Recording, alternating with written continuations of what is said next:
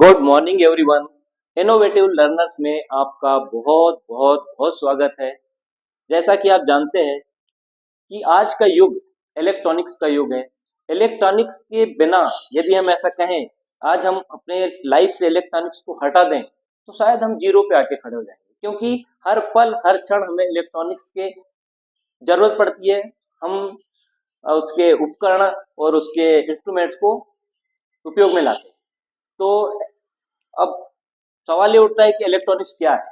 विज्ञान की वह शाखा जिसके अंतर्गत हम इलेक्ट्रॉनिक्स उपकरणों का उपयोग करते हैं और उसका अध्ययन करते हैं, उसके इक्विपमेंट का अध्ययन करते हैं, कंपोनेंट्स के बारे में अध्ययन करते हैं, यही इलेक्ट्रॉनिक्स है। तो चलिए चालू करते हैं। सबसे पहले हम स्टार्ट करते हैं रेजिस्टेंस से। रेजिस्टेंस क्या है?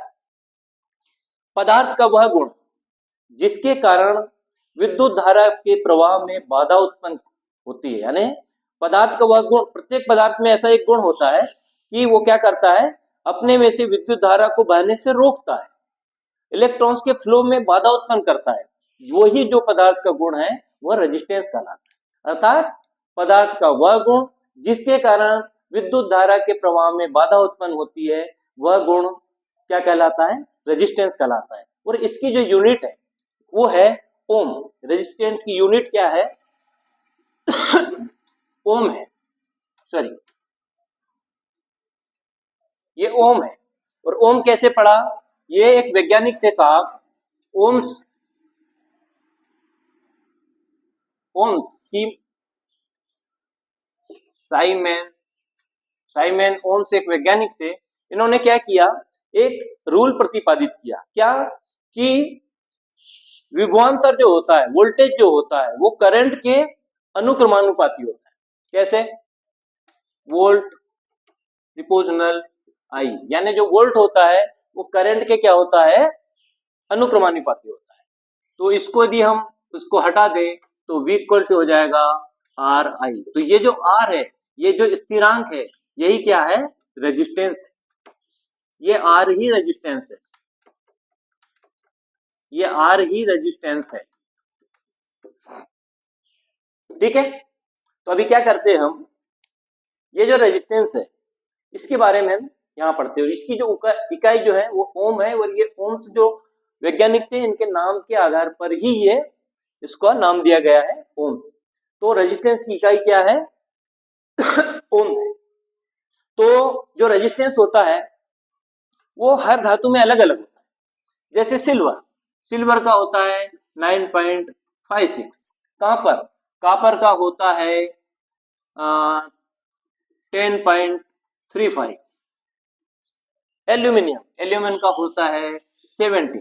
अब सवाल ये उठता है, आप ये सोचेंगे कि जब मतलब सबसे अच्छा जो चालक है, जिस धातु का रेजिस्टेंस जितना कम होगा वो उतना अच्छा कंडक्टर होगा, यानी गुड कंडक्टर में आएगा वो। जैसे सबसे अच्छा जो कंडक्टर है, सबसे अच्छा चालक जो है धातु में, वो क्या होता है? सिल्वर। चांदी सबसे अच्छा चालक होता है। ठीक है। इसके बाद अब हमें बोलेंगे कि भैया चांदी यदि सबसे अच्छा चालक है तो विद्युत के जो तार है उसी के बनाए जाए। इसके इसलिए नहीं बनाए जाते क्योंकि ये महंगा पड़ता है। इसलिए हम क्या करते हैं, कहां पर? वो एल्यूमिनियम की तार बनाते हैं, ताकि वो विद्युत के अच्छे चालक भी है और वो इकोनॉमिकली सस्ते पड़ते हैं सिल्वर से। इसलिए हम इसके तार बनाए जाते हैं। तो जो कंडक्टर है वो क्या होता है? अब जो कंडक्टर है वो क्या करता है, अपने में से, वह पदार्थ जो अपने में से विद्युत धारा को आसानी से प्रवाहित होने देता है, वो कंडक्टर कहलाता है। जैसे सिल्वर, कॉपर, एल्यूमिनियम। ठीक है। सेमीकंडक्टर, सेमीकंडक्टर क्या होता है कि वह पदार्थ जो कुछ शर्तों पर, कुछ कंडीशंस में ही अपने में से, यानी निम्न ताप पे काम नहीं करेंगे साहब। बहुत ज्यादा टेम्परेचर हो जाए तो वो क्या अपने में से प्रवाहित होने देंगे विद्युत धारा को। तो वह पदार्थ जो निम्न ताप पर तो विद्युत धारा को प्रवाहित नहीं होने देते, लेकिन उच्च तापमान पर वो विद्युत धारा को प्रवाहित होने देते हैं। तो ऐसे पदार्थ क्या कहलाते हैं? सेमीकंडक्टर कहलाते हैं। और ये है सिलिकॉन और जर्मेनियम।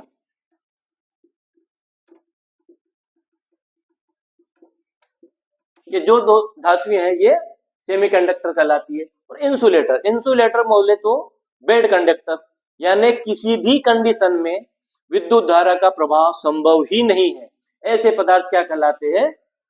इंसुलेटर या बेड कंडक्टर कहलाते हैं। जैसे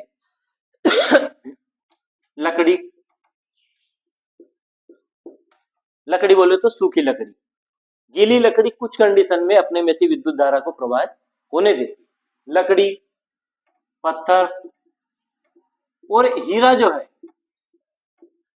हीरा भी बेड इंसुलेटर है, एक बेड कंडक्टर है, वो अपने में से कभी भी करंट को प्रवाहित नहीं होने देता। प्लास्टिक,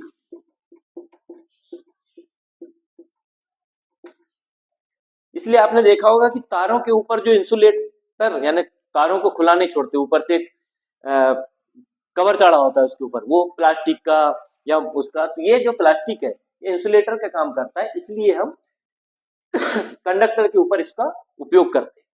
ठीक है, तो अब जो रेजिस्टेंस पे थे हम, ये तो बात हुई कि रेजिस्टेंस, तो रेजिस्टेंस सबसे अच्छा रेजिस्टेंस कौन सा था? सबसे कम जिसका रेजिस्टेंस होगा उतना अच्छा चालक होगा, तो हमने उसका डिटेल पढ़ लिया, है ना। और रेजिस्टेंस की जो यूनिट होती है वो क्या होती है? ओम्स, ओम से होती है। ठीक है, अब जो रेजिस्टेंस है वो कई प्रकार के होते हैं, वेरिएबल, फिक्स्ड टाइप रेजिस्टेंस, है ना। तो एक रेजिस्टेंस और होता है जो होता है carbon resistance. Carbon resistance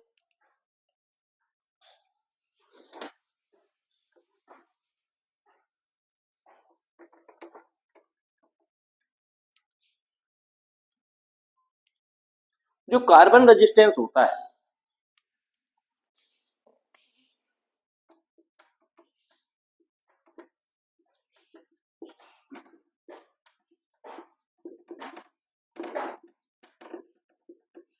carbon resistance क्या होता है?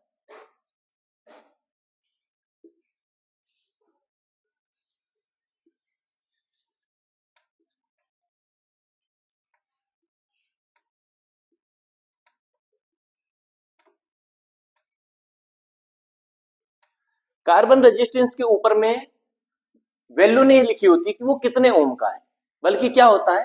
बैंड बने होते हैं, रिंग्स बनी होती है, कलर रिंग, कलर कोड से उसको पहचाना जाता है कि इसकी कितनी वैल्यू है। तो सपोज कीजिए पहला रिंग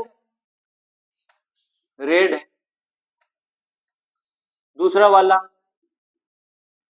ग्रीन है, तो जो तीसरी रिंग है वो मान लीजिए वो भी रेड है।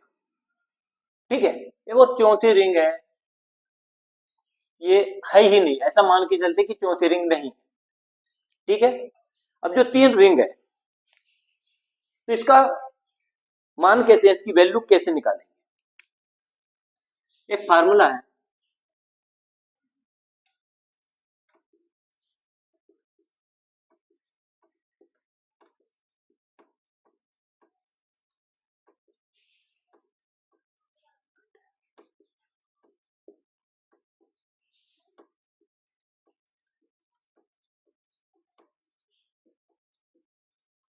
B B Roy Great Britain very good wife, ऐसा आप याद रखिए, B B Roy Great Britain very good wife, और जीरो से लिखना चालू कीजिए, जीरो। हाँ, इसको हम पूरा कर लेते हैं, वैल्यू लिखने के पहले क्या करते हैं, इसको, इसका फुल फॉर्म लिखते हैं। कैसे? बी से ब्लैक, फिर बी से brown, red, orange, yellow, green, blue, violet, grey and white, ये हमने लिख लिया। इससे क्या होगा, इसके आगे अब हम वैल्यू लिखते हैं, ब्लैक की जीरो, ब्राउन की एक, रेड की दो, ऑरेंज की तीन, येलो की चार, ग्रीन की पांच, ब्लू की छह, वायलेट की सात, ग्रे की आठ, व्हाइट की नौ। यदि इस कार्बन रेजिस्टेंस में पहली रिंग एक सिरे से 3 रिंग बनी होगी, दूसरी तरफ खाली भी हो सकता है या दूर एक रिंग हो सकती है, वो टॉलरेंस रिंग। पहली रिंग यदि रेड है तो इससे हम ऐसे निकालते, पहली रिंग रेड है मतलब 2, दूसरी रिंग ग्रीन है 5, तीसरी रिंग रेड है तो फिर से 2 नहीं बल्कि 2 शून्य लगा। तीसरी रिंग की जगह क्या लगाने हैं पहली रिंग उसकी वैल्यू आएगी, दूसरी रिंग वैल्यू आएगी, तीसरी रिंग में उतने शून्य लगाने हैं जो रिंग जिस कलर की है, जैसे रेड का 2 शून्य लगा दिए तो ये इसकी जो वैल्यू हो गई वो 2500 ओम। इसको किलो में बदलते 2.5 किलो ओम, 1000 का भाग दे दिया, उसको किलो ओम में कन्वर्ट कर दिया।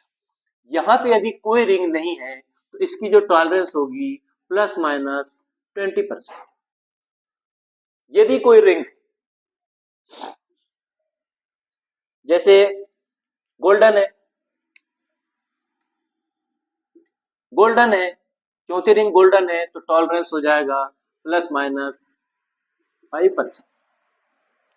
यदि सिल्वर है, सिल्वर है तो टॉलरेंस हो जाएगा प्लस माइनस 10%। टॉलरेंस बदल जाएगा चौथी रिंग के अनुसार, लेकिन वैल्यू इसकी ऐसे निकालेंगे। हाँ साहब, हम इसका उल्टा करते हैं। उल्टा कैसे करते हैं कि हमारे पास में 2.7 किलो ओम का कार्बन रेजिस्टेंस है। अब साहब इसमें कौन कौन से कलर होंगे, तो सबसे पहले कौन कौन से कलर होंगे ऐसा क्वेश्चन आ सकता है और आता है जनरली कि 2.7 किलो ओम का रेजिस्टेंस है उसमें कौन कौन से कलर होंगे। तो सबसे हम किलो ओम को ओम्स में बदलते हैं, यानी 2.7 है तो हो जाएगा 2700 ओम, यानी 1000 से हमने इसको गुणा कर दिया 2700 ओम। तो अब क्या होगा, पहली क्या है 2, 2 के लिए क्या आ जाएगी रेड, 7 बोले तो वायलेट, और थर्ड नंबर पे 2 शून्य बोले तो red. Red, violet and red, ये रिंग होगी, ठीक है। तो ऐसे हम कार्बन रेजिस्टेंस की वैल्यू को डिफाइन करते हैं, उसके ऊपर वैल्यू लिखी नहीं होती, हम कलर के बेसिस पे वैल्यू को निकालते हैं। ओके, आज के लिए इतना ही, इससे आगे हम जस्ट इसके आगे से स्टार्ट करेंगे। ओके।